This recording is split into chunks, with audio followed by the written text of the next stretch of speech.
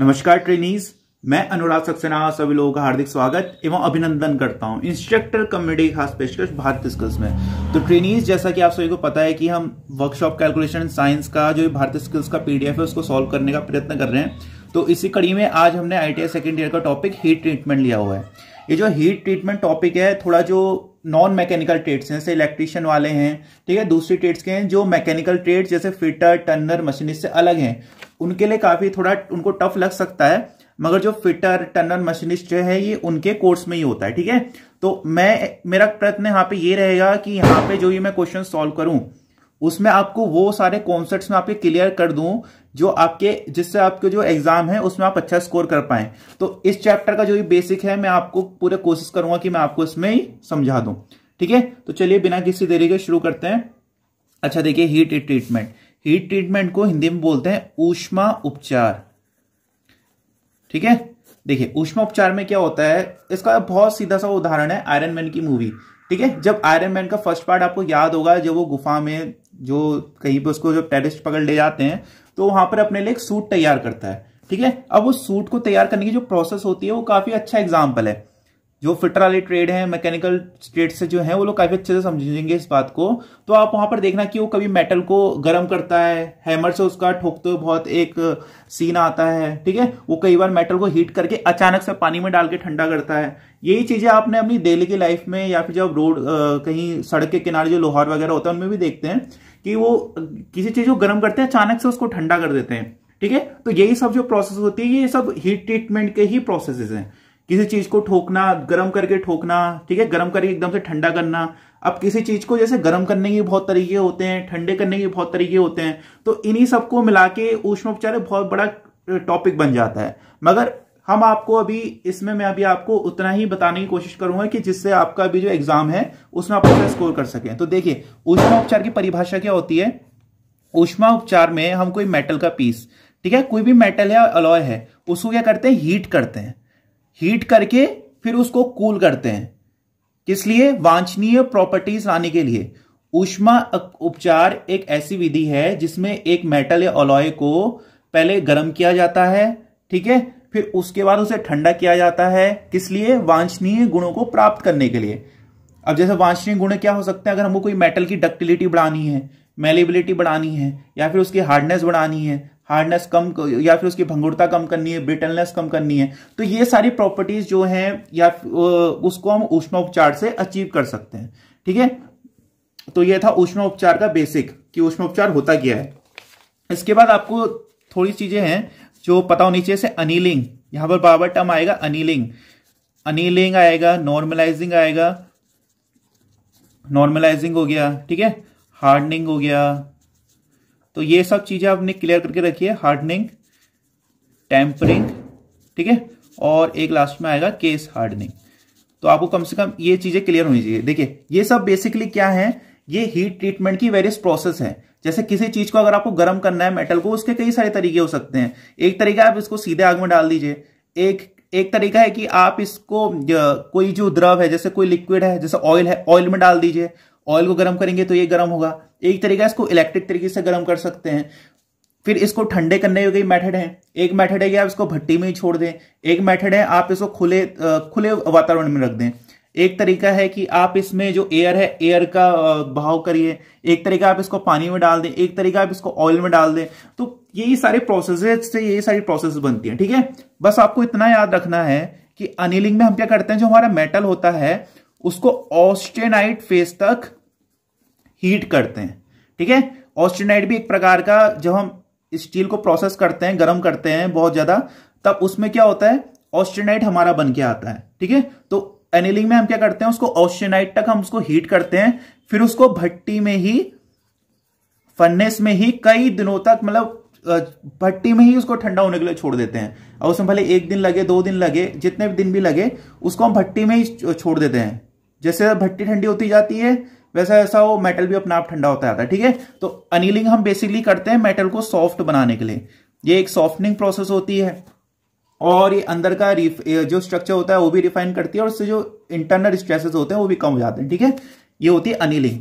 Normalising में क्या होता है, नॉर्मलाइजिंग में भी हम अनीलिंग की तरह ही जो हमारा मेटल है उसको हम ऑस्टेनाइट फेज तक हीट करते हैं।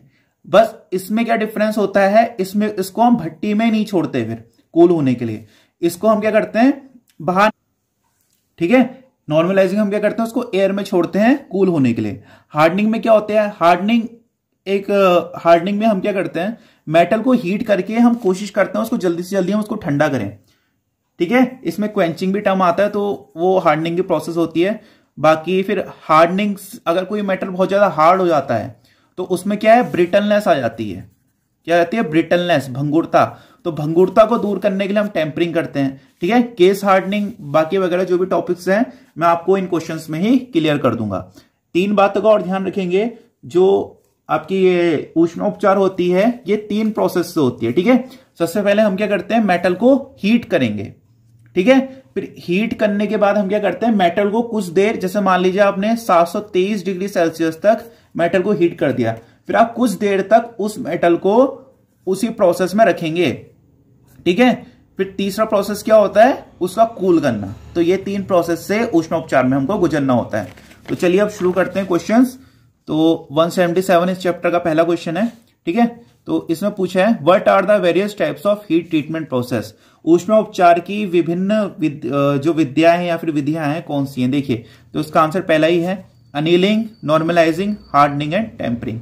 ये सब उष्णोपचार की विधियां हैं। बाकी इसमें आपको कंफ्यूज करने के लिए कहीं पेंटिंग, पैकिंग, सोलिंग वगैरह दे देगा, तो आप कंफ्यूज मत होइएगा। पेंटिंग, पैकिंग, सोलिंग से हीट ट्रीटमेंट से कोई लेना देना नहीं है। हीट ट्रीटमेंट की प्रोसेस ये होती है। तो इसका आंसर हो गया। अगला क्वेश्चन है what is the process of heat treatment. बताइए हीट ट्रीटमेंट में क्या करते हैं। The process of heating and cooling to change the structure and properties, पहला ही इसका आंसर है, ठीक है। हीट ट्रीटमेंट का मतलब किसी मेटल को हीट करना फिर ठंडा करना, किस लिए, उसका स्ट्रक्चर और उसकी प्रॉपर्टी चेंज करने के लिए। अगला ऑप्शन भी देख लेते हैं the process of heating to change the dimension, change करने के लिए हम नहीं करते। The process of cooling to maze, नहीं, कोई मतलब नहीं है इस ऑप्शन का भी। The process of heating and bending as पर, देखिए तो आपको जो मैंने बेसिक बताया आप उसी को लेके चलेंगे तो आपको कोई प्रॉब्लम नहीं आएगी। अच्छा अगला क्वेश्चन है what are the various stages of heat treatment. देखिए मैंने आपको 3 विधियां बताई थी, बस उन्हीं का इसने कुछ नाम कन्वर्ट करके आपको बता दिया होगा। देखिए सबसे पहले हम क्या करते हैं हीट करते हैं, तो हीटिंग, ठीक है। उसके बाद सोकिंग, फिर क्वेंचिंग, ठीक है। हीटिंग का मतलब मैंने आपको बताया था पहले मेटल को हीट करते हैं। सोकिंग का मतलब है वो फिर उस हीट को सोखता है। सोखने का तात्पर्य यह है कि जब वो हीट उसको उस टेम्परेचर में रखेंगे तो उसके अंदर कुछ बदलाव आने शुरू हो जाते हैं। जैसे कोई भी ये है ना मेटल, ये इस तरह से स्ट्रक्चर से बना होता है, तो इनमें चेंज आना लगता है, तो उसमें थोड़ा टाइम लगता है, 5 मिनट इस तरह से कुछ समय लगता है, अलग अलग होता है, मेटल डिपेंड करता है। तो तब तक उसको उसी तापमान में रखना पड़ता है, ठीक है। तो उसको बोलते हैं सोकिंग। और क्वेंचिंग क्या हो गया, क्वेंचिंग होता है जैसे आपने मेटल को हीट करा और उसको एकदम से ठंडा कर दिया पानी में, उसको क्वेंचिंग बोलते हैं, ठीक है। तो ये various stages of heat treatment हो गई। अगला क्वेश्चन है what is the name of the structure form if a steel is heated to 723 degree Celsius. देखिए 723 डिग्री सेल्सियस इसका लोअर क्रिटिकल टेम्परेचर भी होता है। लोअर क्रिटिकल टेम्परेचर क्या होता है, लोअर क्रिटिकल टेम्परेचर वो टेम्परेचर होता है जिस टेम्परेचर में हमारा ऑस्टेनाइट बनना शुरू हो जाता है। और एक टर्म आएगा यूसीटी, अपर क्रिटिकल टेम्परेचर। अपर क्रिटिकल टेम्परेचर वो टेम्परेचर होता है जिसमें हमारा ऑस्टेनाइट बनना कंप्लीट हो जाता है, ठीक है। तो आप सीमेंटाइट, मार्टिनेसाइट, फेराइट के पीछे मत भागिए, ये भी बनते हैं आगे आगे टेम्परेचर पे, मगर 723 डिग्री सेल्सियस में हमारा ऑस्टेनाइट बनता है, ठीक है। आप ऑस्टेनाइट को कवर करके रखिए, ठीक है। वर्कशॉप कैलकुलेशन साइंस में इस पेपर से आपका जो भी बेस है वो सब क्लियर करने की कोशिश कर रहा हूं। अच्छा अगला क्वेश्चन है which heat treatment process is done to refine the grain structure of the steel. देखिए ग्रेन स्ट्रक्चर को रिफाइन करने के लिए हम नॉर्मलाइजिंग का प्रयोग करते हैं। अगला क्वेश्चन है what is the name of the heat treatment process done to relieve strain and stress. देखिए जो बॉडी के अंदर क्या होता है, जब मशीनिंग वगैरह करते हैं फिटर ट्रेड, मैकेनिकल ट्रेड्स में, तो उसमें क्या होता है जैसे मेटल है ना, तो इसमें अगर आप काम करेंगे, इसको मोड़ेंगे, इसको काटेंगे, तो इसके अंदर क्या है विभिन्न तरह के स्ट्रेसेस डेवलप हो जाते हैं, ठीक है। इसके अंदर की बनावट में स्ट्रेसेस डेवलप हो जाते हैं, तो उनको रिलीव करने के लिए अनिलिंग का इस्तेमाल किया जाता है। इसका आंसर अनिलिंग है। अगला है which process produces equilibrium conditions. देखिए कौन सी प्रोसेस इक्विलिब्रियम कंडीशन प्रोड्यूस करती है, तो उसका आंसर है अनिलिंग एंड नॉर्मलाइजिंग। अनिलिंग और नॉर्मलाइजिंग इक्विलिब्रियम कंडीशन प्रोड्यूस करती है। इसका मतलब क्या है, इसके अंदर की जो भी स्ट्रेस स्ट्रेन वगैरह हैं वो सब खत्म हो जाते हैं अनिलिंग और नॉर्मलाइजिंग में। अगला है विच process steel is heated in a carbonaceous atmosphere for the penetration of carbon. देखिए 2-4 चीजें बता रहा हूं, इसका ध्यान रखिएगा। देखिए सबसे पहला तो है कार्ब्यूराइजिंग। देखिए कार्ब्यूराइजिंग, 2-4 टर्म बता रहा हूं, इसका ध्यान रखिएगा। पहला है कार्ब्यूराइजिंग। देखिए जब हम कोई मेटल को हीट करते हैं तो हमारे सामने एक प्रॉपर्टी ये भी होती है मेटल की। अगर मान लीजिए आपने इसको कार्बन के एटमॉस्फेयर में, ठीक है, कार्बन कोक वगैरह डाल के या फिर कोयला का यूज करके, कई तरीके होते हैं कार्बन के, तो उसके अगर एनवायरमेंट में उसके साथ अगर इसको हीट किया जाए तो इसकी जो ऊपर का सरफेस होता है ना, इसमें कार्बन डिपॉजिट हो जाता है, ठीक है, कार्बन, तो उससे इसकी हार्डनेस बढ़ जाती है और भी कई सारी प्रॉपर्टीज आ जाती हैं। तो जब आप मेटल में कार्बन को इंड्यूस करा रहे हो तो उसको हम बोलते हैं कार्ब्यूराइजिंग, कार्बन, ठीक है। अब अगर आप इसमें नाइट्राइडिंग, एक चीज याद रखना, नाइट्राइडिंग, अब अगर आपने कार्बन की जगह उसको नाइट्रोजन के एटमॉस्फेयर में हीट किया, ठीक है, आपने इसको नाइट्रोजन के एटमॉस्फेयर में हीट किया तो उसको बोल देते हैं नाइट्राइडिंग, ठीक है। अगर आपने इसको नाइट्रोजन के एटमॉस्फेयर में हीट किया तो उसके अंदर क्या है, नाइट्रोजन का इंड्यूस हो जाता है, तो उसको बोलते हैं नाइट्राइडिंग। अगला है साइनाइडिंग। साइनाइडिंग, देखिए साइनाइडिंग में क्या होता है, कार्बन प्लस नाइट्रोजन, ठीक है, कार्बन प्लस नाइट्रोजन दोनों का ही अगर आप इसमें इंड्यूस कर देते हैं, इसको बोलते हैं साइनाइडिंग, ठीक है। ये 3 चीजें हैं, इसको याद रखिएगा, इससे क्वेश्चन आ सकता है। अच्छा देखिए, which is the suitable nitriding process, अच्छा ये कर रहे थे ना, which process steel is heated in a carbonaceous atmosphere for the penetration of carbon.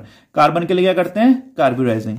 अगला है which is the suitable nitriding process for all alloyed and unalloyed steels. देखिए ये सबसे सुटेबल प्रोसेस होती है नाइट्राइडिंग इन सॉल्ट बाथ, ठीक है। अगला क्वेश्चन है what is the name of the heat treatment process where the metal is heated and quenched in water और ऑयल। देखिए अगर आपने किसी मेटल को हीट किया, ठीक है, जनरली कहीं भी आपने फर्नेस वगैरह में कोई मेटल को अगर हीट किया, अगर आपने उसको एकदम से ठंडा किया ना, उसको बोलते हैं क्वेंचिंग, ठीक है, आवाज को नहीं, जो प्रोसेस होती है उसको बोलते हैं क्वेंचिंग। जैसे आपने कोई मेटल को हीट किया, अगर आपने एकदम से उसको वाटर में डाल के ठंडा कर दिया, ठीक है, वाटर या ऑयल किसी में भी, तो उसको बोलते हैं क्वेंचिंग, ठीक है। तो ये किस में आता है, ये आता है हार्डनिंग में। ये किसका है, हार्डनिंग करने के लिए हम इसका प्रयोग करते हैं। Which is a kind of surface process. देखिए सीमेंटाइड नहीं होता, फेराइट नहीं होता, टेम्परिंग भी नहीं होता, नाइट्राइडिंग होता है। बताया था ना आपको, नाइट्राइडिंग में क्या होता है, यहाँ पे जो मेटल है इंड्यूस हो जाता है, तो इससे क्या है, इसकी सरफेस हार्ड हो जाती है, तो नाइट्राइडिंग इसका एग्जांपल है। देखिए how much time is allowed normally in soaking zone for a 10 mm thick metal piece while hardening. तो ये होता है 5 मिनट, ठीक है। 5 मिनट के लिए आपको उसका जो टेम्परेचर है उसको मेंटेन करके रखना पड़ता है।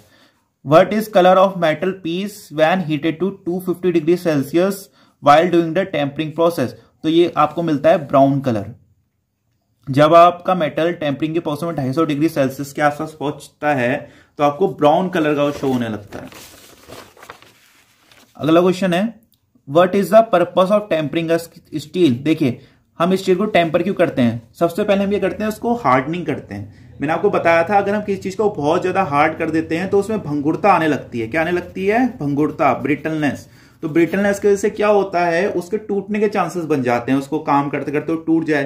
तो ब्रिटलनेस को दूर करने के लिए हम टेम्परिंग का यूज करते हैं, ठीक है। तो इसका आंसर हो गया ब्रिटलनेस। तो ये थे हमारे आज के हीट ट्रीटमेंट के क्वेश्चंस। इसी तरह से हमने बाकी भी जो हमारा लगभग बहुत सारे चैप्टर्स के जो पीडीएफ हैं वो अपने चैनल में सॉल्व करके डाल दिए हैं। अगर आपको हमारी वीडियो पसंद आई हो तो आप हमारी वीडियो को लाइक कर सकते हैं, हमारे चैनल को सब्सक्राइब कर सकते हैं। अगर आपको हमारा काम पसंद आ रहा है तो अपने दोस्तों के साथ भी जरूर शेयर कीजिए। आज की वीडियो देखने के लिए बहुत बहुत धन्यवाद।